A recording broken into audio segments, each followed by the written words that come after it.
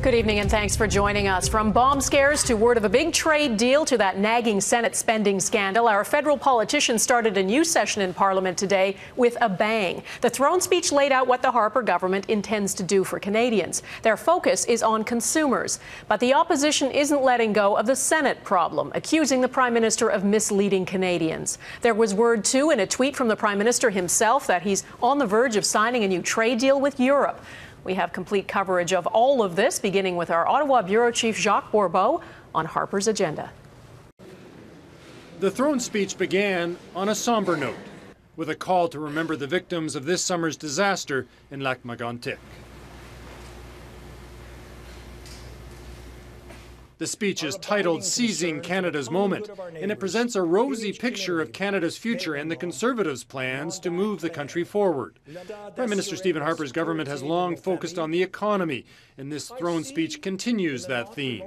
Harper saying not only will he balance the budget in 2015 as promised, but now saying he'll introduce balanced budget legislation, freeze the government's operating budget, there will be more spending cuts, and make the civil service more efficient.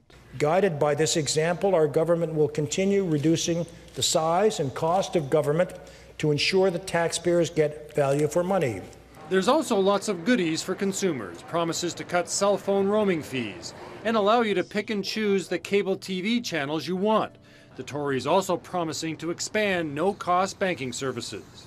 On the law and order front, the Conservatives are promising a Victims' Bill of Rights, new measures to combat cyberbullying, and saying for some criminals, they're ready to lock them up and throw away the key.